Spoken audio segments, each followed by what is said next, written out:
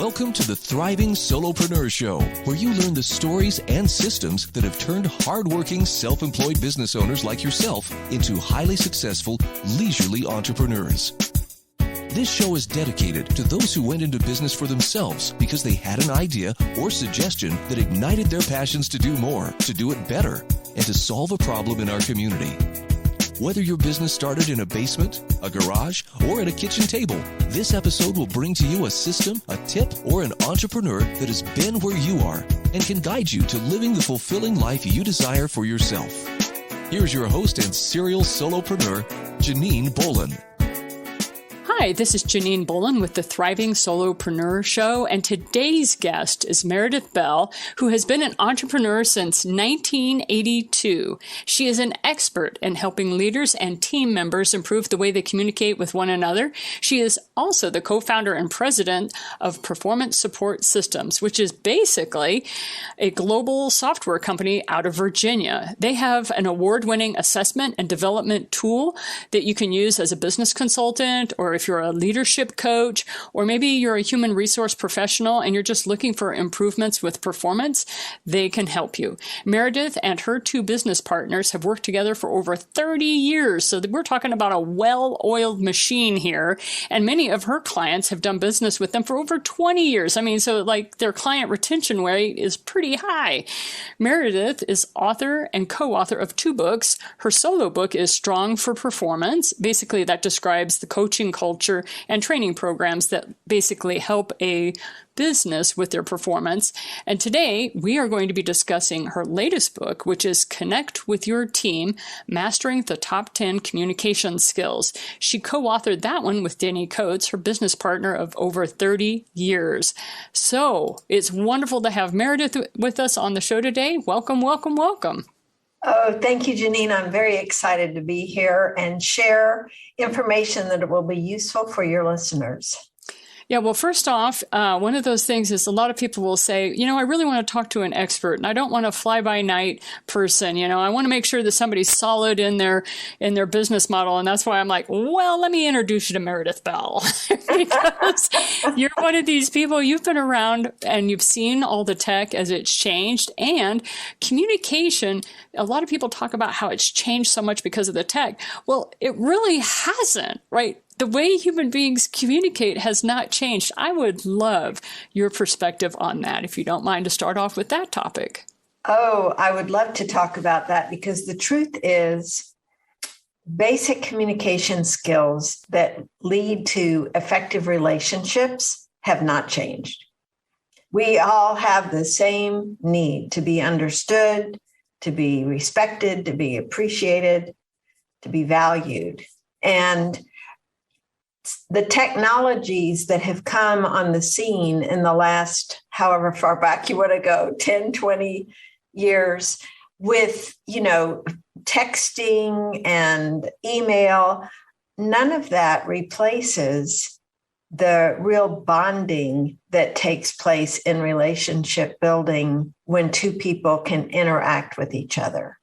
And of course, that can happen over the phone, in person, as we've learned over the last year or so, virtually on video. But to really have that human connection requires interaction. It requires communication, listening, talking, giving feedback.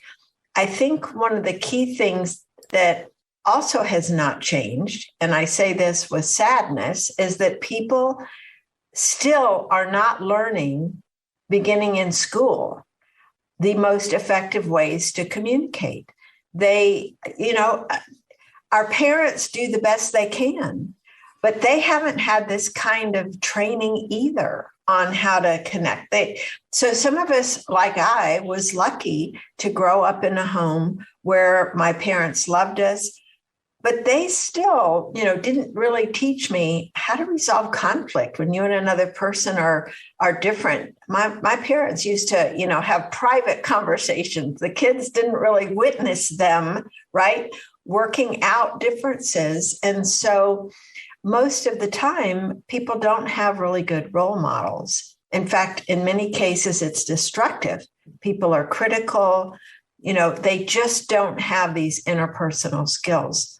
And we're on a mission because we know there's so much unnecessary pain out there from people not knowing the best ways to listen, to share differences of opinion so that they don't elevate or escalate into arguments. So there are some things that really have not changed over time, and we're out to improve the way people communicate with each other. Well, I'm going to date myself a little bit. One of the things that really made me sad originally when we came up with texting and the watches was I always had imagined that when we got really cool watches, we could be like Dick Tracy, because Dick Tracy could see who he was talking to as well as hear them. And I was like, oh man, all we can do is text on these phones and all that. Well, now, of course, you have the smart watches that can do the FaceTime or whatever you're working with at that moment. But it was one of those things that I was just like, when we were able to do texting and everybody was raging about texting, I was sad because I was like, we were losing the things that were so awesome, like for our science fiction works and our people with the books and the comic books and all that, which was being able to do audiovisual. Well, 2020 has definitely brought that to the forefront for us. So I think we need people like you to say, yes, you can still have very intimate, very personal and very solid communication, especially if you are able to see someone visually as well as hear them on Zoom. So what are some of give us the top 3 things that you notice people are not doing very effectively on Zoom so that we can change our behavior and be better about our communication skills? Oh, what a good question. Well, one thing I would say is truly listening and being fully present with the other person. Because so many times we're trying to multitask. And so we're only giving partial attention to the person, which means we miss some of what they say. And if we're not on camera, we can be guilty of trying to do other things that they can't see us do. But I think it's too often we get so excited about what we want to say that we're simply waiting for our turn to talk instead of really listening to what the other person is saying and building on either comments, observations, or even concerns that they might be bringing up because we're preoccupied with what we want to say next. And if it's a difference of opinion, we often get caught up in wanting to convince the other person that we're right. So I think that gets in the way of really connecting with another person. I think our egos can get in the way because we're afraid of coming across as wrong or not having all of our, not having our act together or other things that really build walls instead of bridges. And so I think a core foundational skill that very few people do really well, Janine, is listening. It really is to hear not just what the person is saying in their words, but to pay attention to how they're saying it, how they look when they're saying it, when we do have that video component available. And then pausing long enough to check it out. Because the other mistake we make is assumptions. We assume we know what they meant because of how they sounded. Well, they could have just had an argument with a family member or, gotten some tragic news. We can't know what's going on with someone else if they react in a way that we would not have predicted or had hoped for. And so it's always good to simply ask, what's going on right now? Just to slow it down a little bit, because I think there is this sense that we don't have enough time and we're all busy. And yet, if we're inefficient in the way we have our conversations, we pay the price later with misunderstandings that now we have to make amends or we have to, resolve issues that could have been avoided if we had slowed down long enough to ask some questions. And I will tell you that this is something my 2 business partners and I still practice today, after 30 years of working together, we know each other really well. But I can tell if I get on a call with Paula, let's say, and I hear something in her voice that tells me something's not quite right. I don't just try to push ahead with whatever it was we were starting to talk about to begin with. I'll stop and just ask, what's going on today? And, that might take us on a sidetrack for 5 or 10 minutes. It doesn't matter. The relationship is really key there. And for me to have noticed and brought it up means a lot to her, because she's trying to be businesslike. She doesn't want to interject a personal thing, maybe. But the fact that I noticed and took time allows us to both move ahead with full attention. Thank you so much for that, because one of the stories that I love to share regarding this concept is I ran into a multimillionaire at a airport, and we were chatting, and I recognized him from one of his books, and I sat down and chatted with him, and I asked him, how did he get to where he was? And he talked about listening, and he said in his young days, when he was a 20-something, he thought he was king of the world. But something happened for him at 29. He did not share that very private story. But at 29, something happened, and he decided for a full year he would make sure he wasn't thinking of anything when someone else was speaking, that he would just sit there and listen. And then he wouldn't formulate in his head a response, which is really saying something for men. Men and women are wired differently. But for a man to say that he was going to sit there and try to keep as clear a mind as possible and wait till the other person had stopped talking and then try to formulate a response, reformulate a response is really amazing. He became known as one of the most caring, one of the most considerate, compassionate, wise men of his company at the time. And people really respected him. He says, my business just went off the charts. People felt like I was very compassionate. He goes, I always had been. I felt I had only made one small change in my life. And so that's why I was so excited about having you on, because those are the type of stories where people's businesses, seriously, they take off. They triple, quadruple, because you're taking the time to literally listen to your clients. You're listening to your team your power partners. A lot of solopreneurs have freelancers that work with them. And so all of these things that you mention in your book, Connect with Your Team, Mastering the Top 10 Communication Skills. I just wanted to let folks know that listening bit really ties into your profitability. And so if you don't mind, I had asked you for 3. We got off on, took you off onto the listening part. What are the other 2 that you can think of that people could really benefit from? Oh, well, one I thought of, as you were talking about that a multimillionaire you spoke with, a really big thing is finding things to appreciate in others and expressing that to them. And I'm not talking about, buying some expensive gift. I'm talking about verbally and in writing, letting people know very specifically what it is you appreciate about them. And I will give you an example. I don't know if you're familiar with Bill Glazer. He and Dan Kennedy had the Glazer Kennedy Insider Circle, GKIC, which still exists, but Bill sold the company.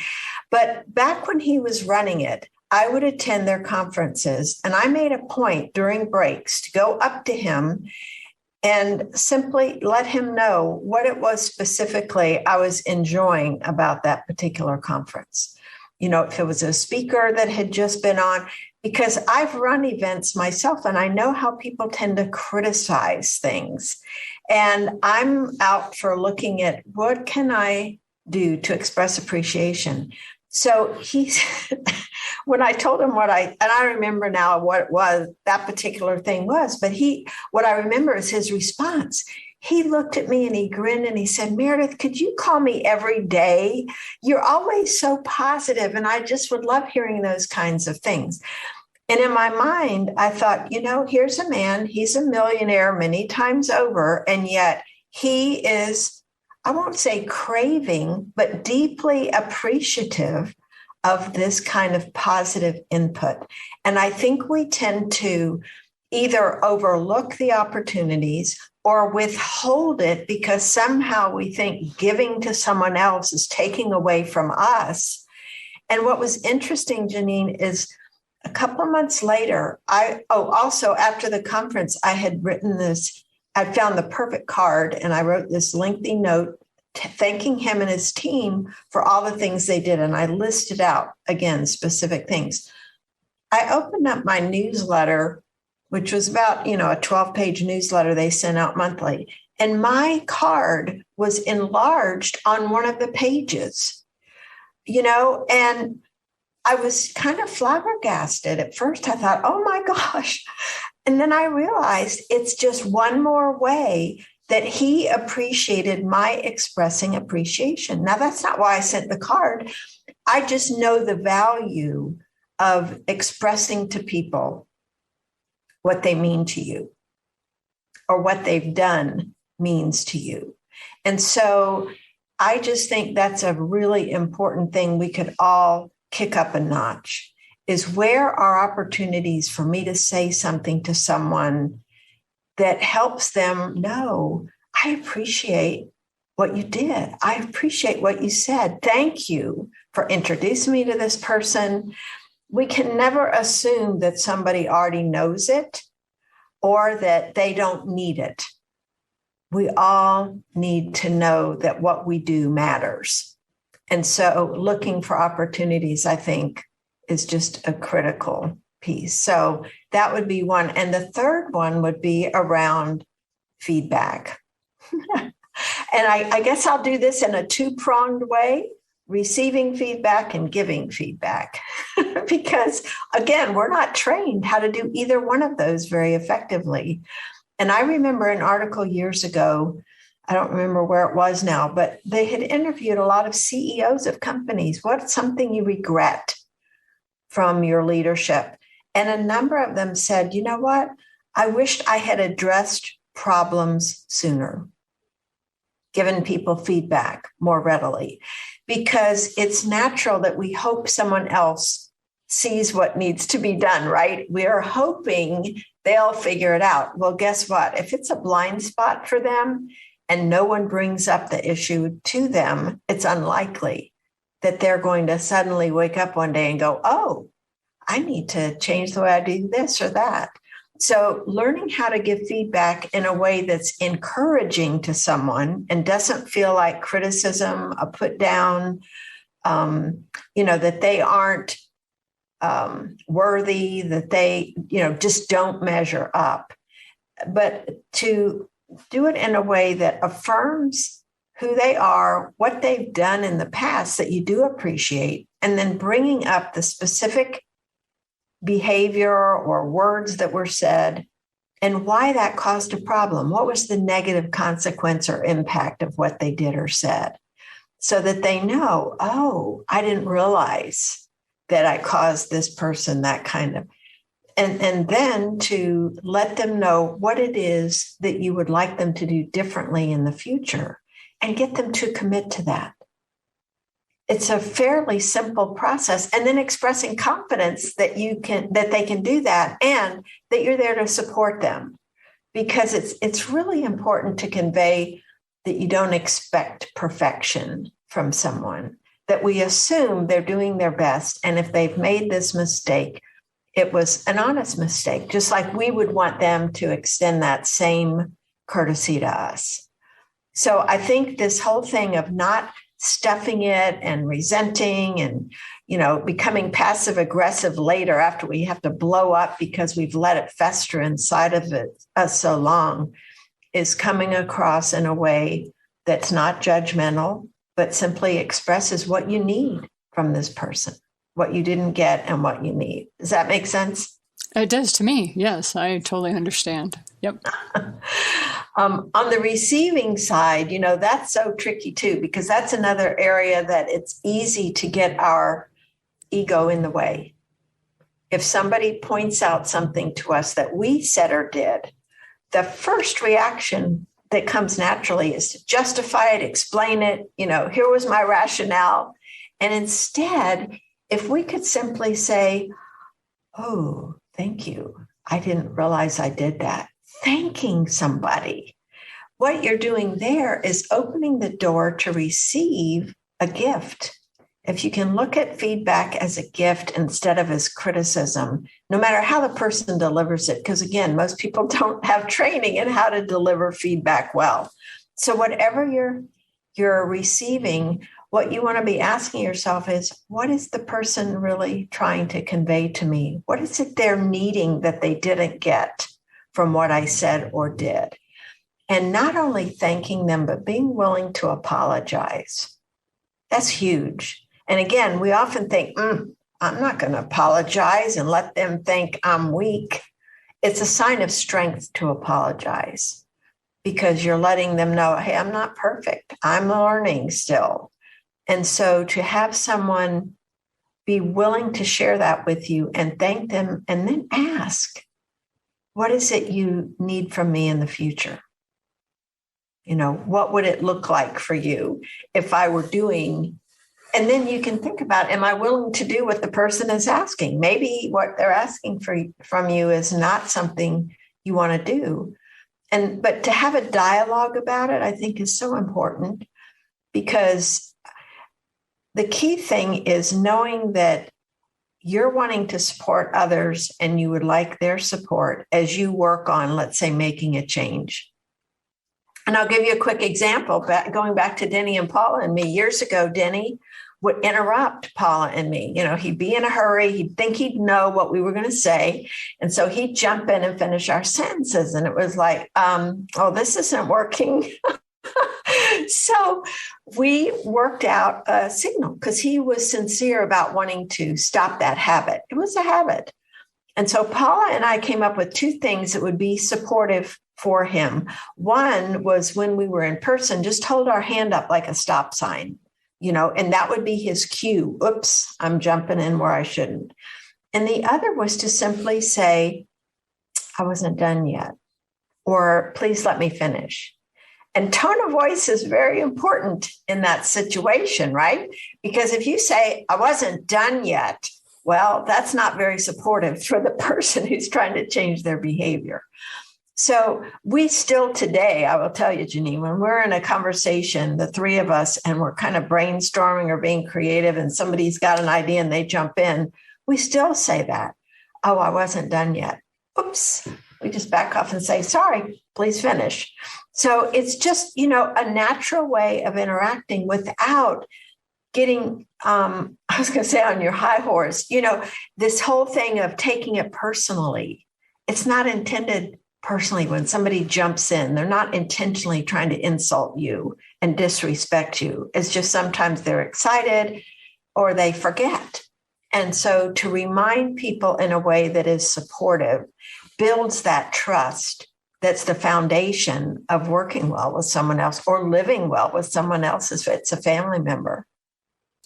That was what I was definitely going to go to next was these are skills, even though the book is a business book, connecting with your team, mastering the top 10 communication skills, even though that is a business book, it's still one of those that say you're a solopreneur. And I've had a lot of people say, well, Janine, I don't have a team. I'm like, how many freelancers do you hire to do your work for you? Or do you have a virtual assistant? Or come on now, I know that you do not live in a box. There are people that you are integrating with in one way or another. And even with just basic networking, I have seen so many people kind of shoot themselves in the foot with basic networking because they were so intent on letting the other person know everything about them and what they did and how they could serve them, that they didn't give a chance for the relationship to kind of develop to see if maybe their skill sets weren't anything that person had a desire for. I had a gentleman do that the other day to me when I was on a networking event on Zoom. And he went off and started telling me all the things I needed to do for my business. And all he knew about me was that I was a podcaster. he didn't realize that I actually am a corporate person who has 8 different businesses and 3 different virtual assistants who keep me running, right? So that was one of the funny things. He started telling me all the things he could do for me and my podcast, not realizing how many my company produces. So that was just kind of a giggle for me. But at the same time, it let me know this guy needs a lot of coaching. He needs a Meredith. And I bought your book and sent it to him because I was like, this helped me. And that's how I do that. I don't bust on people because, like you said, they're doing their best. And it's like, I sent it with a note that said, I know that this book really helped me. And it's not really a lie because I always get, 5 or 6 gold nuggets from books like yours. So anyway, just wanted to let you know that that's how I've been using that. So one of the things that is delightful about your website is you actually give us a free chapter, and it's on the most important one you talked about. It was on listening. So how does somebody get a hold of that free chapter from you? Sure. It's our website, growstrongleaders.com/free. So easy to find. Easy to find. Wonderful. And is there anything else you want to wrap this show up with? Anything that we haven't talked about yet you want to share? There's one other thing that people can do if they want to be really good communicators, and that is to ask questions. You just made me think about it when you were talking about this fellow telling, right? We can learn so much more about the other people in our lives if we simply ask questions to learn about them. And again, not make assumptions after they answer the first question to assume we've got it and then jump in with whatever we want to say, but to slow down and to go a little deeper. And to get at their thinking about, okay, so that's an interesting perspective. What caused you to conclude that that was the case? Or what caused you to decide to go that route instead of another one? So you really come to understand more about their thinking, what's important to them. Too often, I can tell you as a parent, I didn't do this well all the time with our daughter, of trying to, give advice and save them from experiencing pain, right? Or, making mistakes. And really, a lot of times what they simply want is a listening ear. If they're talking about something, I still remember one time jumping in with solutions to a problem my daughter had already solved. She was just trying to relay this to me and talk to me about it. And I still, to this day, this is more than 20 years ago, I still appreciate her saying, "Mom, all I needed you to do was listen. I already took care of this." I thought, oh man, I was teaching classes on this and I still didn't do it right. So it's a lifelong learning process. I don't want any listeners to think you're going to finally arrive and you've got the answer to everything, because human beings are not simple like that. The people we deal with each require individual approaches, and we just need to say, I'm learning, I'm growing, and I'm willing to make amends if there's something I do that is, hurtful or inadvertently causes problems for someone. And that's Meredith Bell, co-author of Connect with Your Team, Mastering the Top 10 Communication Skills. How can somebody get a hold of you if they like what you're saying and they really want to get to having some one-on-one coaching with you? Well, interesting. We don't provide the coaching. I'm always glad to have a conversation with folks. We have our books and our software tools. They can connect with me on LinkedIn, where I'm active. I'm also on Facebook and Twitter. My email address is meredith@growstrongleaders.com. And I would welcome anyone to talk to me if they have questions about communicating more effectively. Wonderful. Thank you very much for your time today. And this is Janine Bolon with the Thriving Solopreneur Show. And we look forward to seeing you next Friday with a new episode. Thank you for listening to the Thriving Solopreneur Show. We hope you found this episode helpful and uplifting. Be sure to visit us at janinebolon.com/podcast, where you'll find a library of videos, books, and podcast programs to guide you to the future you envision for yourself. We also ask that you visit our sponsor, the8gates.com, for the books and online courses that share with you the debt-free living lifestyle that allows business owners like yourself to flourish. Have a great day and see you next time.